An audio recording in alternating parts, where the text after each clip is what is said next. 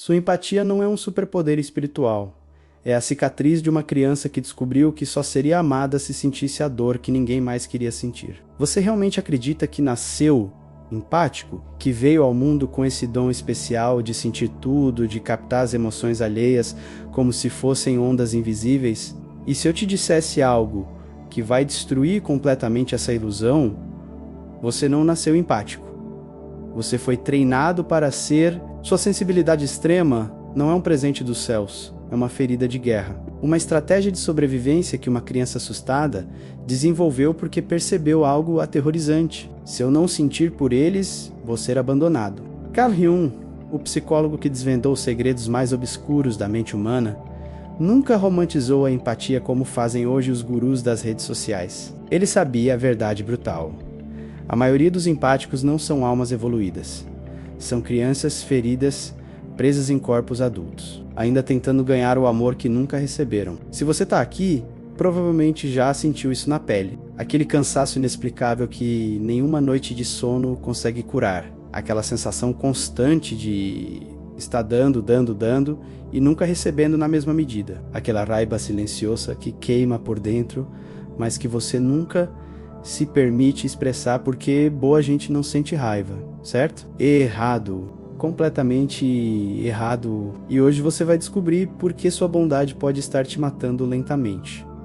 Porque sua empatia é na verdade uma prisão sofisticada, e como Carl Jung desmascarou esse mecanismo psicológico que a sociedade insiste em chamar de virtude quando na realidade é um trauma não resolvido. Vamos fazer um exercício brutal, de honestidade. Feche os olhos por um segundo e volte à sua infância. Você se lembra daquela criança que observava cada movimento dos pais antes de falar? Aquela que media cada palavra, cada gesto, cada expressão facial para saber se era seguro, se ela mesma? Você não estava desenvolvendo um dom espiritual, você estava desenvolvendo um radar de sobrevivência.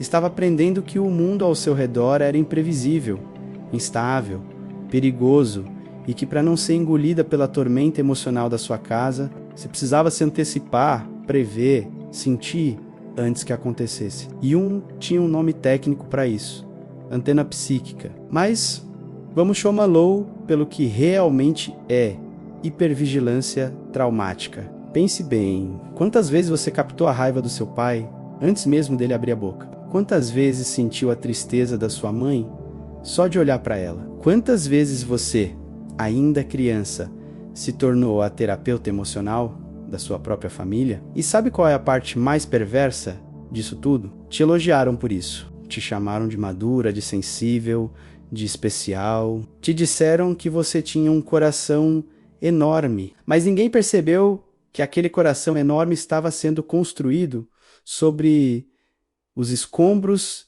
de uma infância que você nunca pôde viver, porque estava ocupada demais sentindo as emoções que os adultos ao seu redor não tinham coragem de processar. A empatia compulsiva, aquela que você carrega até hoje, nasceu em um momento específico da sua vida. Foi quando você percebeu de forma inconsciente, mas devastadora, que seus próprios sentimentos eram perigosos. Chorar era ser fraco. Pedir atenção era ser egoísta. Ocupar espaço era ser inconveniente. Então você fez o que qualquer criança inteligente faria para sobreviver.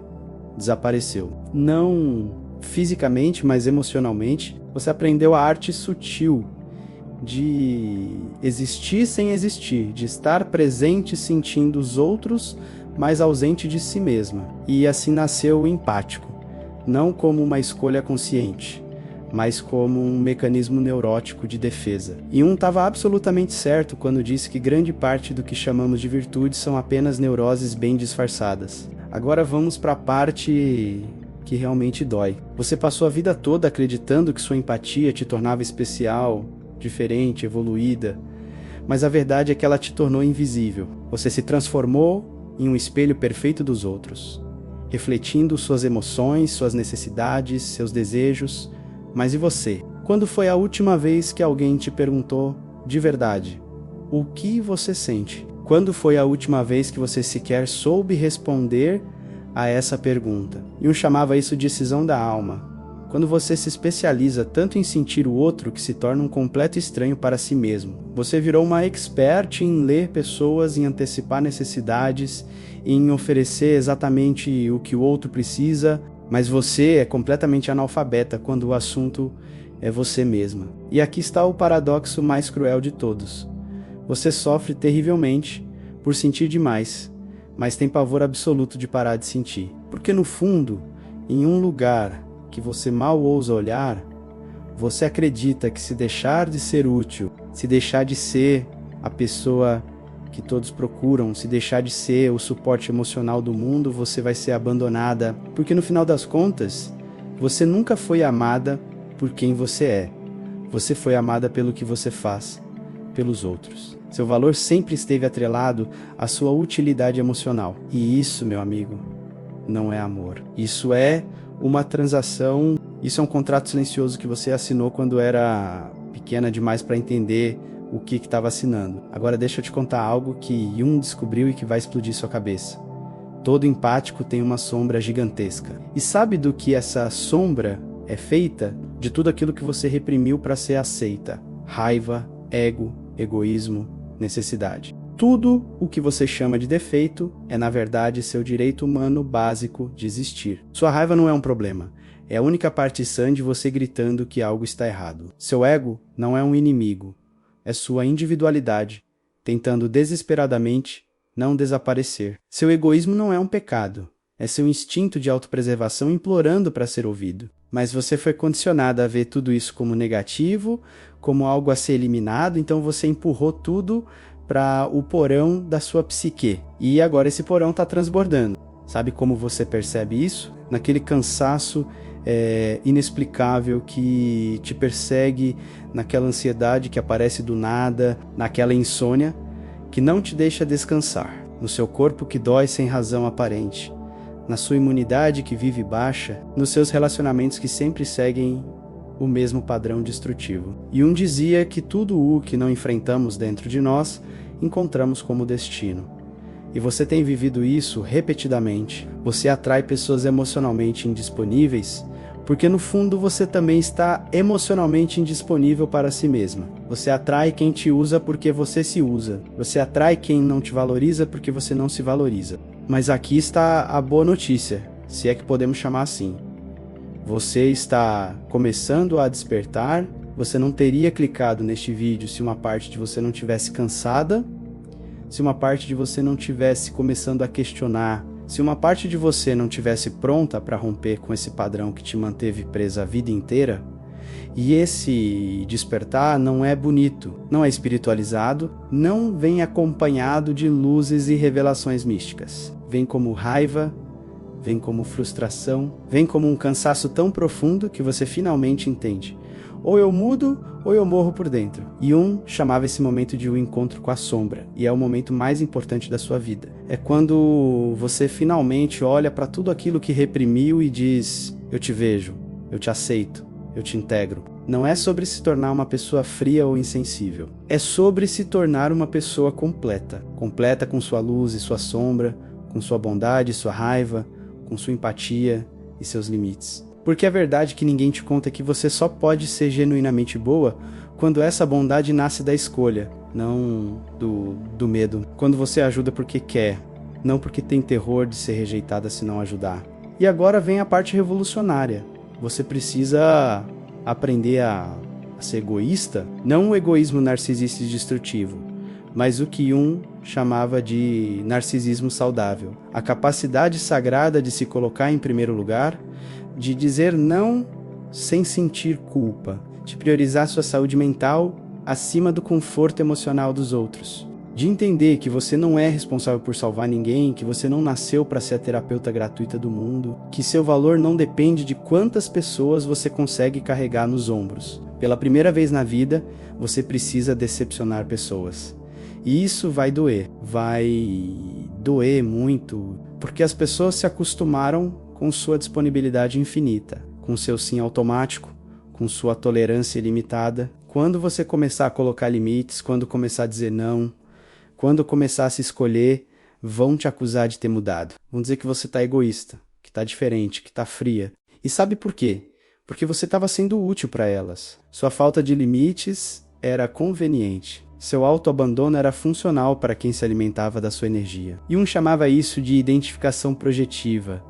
As pessoas não se relacionam com você, se relacionam com o papel que você desempenha. E quando você abandona esse papel, elas se sentem traídas, como se você tivesse quebrado um contrato. Mas a verdade é que você já tinha se traído muito antes, quando aceitou ser menos do que é para caber na expectativa alheia. A jornada de individuação do empático ela é brutal, porque exige que você perca pessoas. Não todas, mas algumas. As relações que só existiam porque você se anulava vão se dissolver. Os vínculos que se sustentavam na sua ausência de voz vão se romper. E isso é necessário, é doloroso, mas necessário, porque você precisa descobrir quem realmente te ama por quem você é e não pelo que você faz. Precisa descobrir quem fica quando você para de ser conveniente. E a resposta pode te surpreender. Algumas pessoas vão desaparecer da sua vida tão rapidamente que você vai se perguntar se algum dia estiveram realmente ali. Mas outras, as verdadeiras, vão se aprofundar, vão respeitar seus limites, vão celebrar sua transformação. Vão te amar mais porque agora você é inteira, não fragmentada. Jung dizia que o privilégio de toda uma vida é se tornar quem você realmente é. E para o empático, isso significa desmontar camada por camada a identidade falsa que foi construída sobre o medo do abandono. Significa olhar para aquela criança interior que um dia aprendeu que sentir pelos outros era mais seguro do que ser ela mesma. E dizer, você não precisa mais fazer isso. Eu tô aqui agora, eu vou cuidar de você. Você não precisa mais ganhar amor através do sofrimento. Você não precisa mais provar seu valor através do sacrifício. Você pode simplesmente existir e isso é suficiente. E quando você finalmente integra sua sombra, quando você finalmente se permite ser egoísta de forma saudável, algo mágico acontece. Sua empatia não desaparece, ela se transforma. Ela deixa de ser compulsiva e se torna consciente. Você ainda sente, mas agora escolhe o que fazer com isso que sente. Você ainda ajuda, mas agora com limites claros. Você ainda ama, mas agora incluindo a si mesma nesse amor. E pela primeira vez na vida, você percebe que pode respirar, que não precisa carregar o peso emocional do mundo, que não é sua responsabilidade consertar pessoas quebradas, que você pode simplesmente ser, sem justificativas, sem explicações, sem culpa. Então, respire fundo. Olhe para a sua jornada até aqui com compaixão, não com julgamento. Você fez o melhor que pôde com as ferramentas que tinha. Você sobreviveu da única maneira que sabia. Mas agora você sabe mais. Agora você pode escolher diferente. Pode escolher a si mesma. E essa escolha, por mais assustadora que pareça, é o início da sua verdadeira liberdade. Como Jung disse, não se ilumina imaginando figuras de luz, mas tornando consciente a escuridão. Bem-vinda à sua escuridão. Bem-vinda à sua totalidade. Bem-vinda finalmente de volta para casa.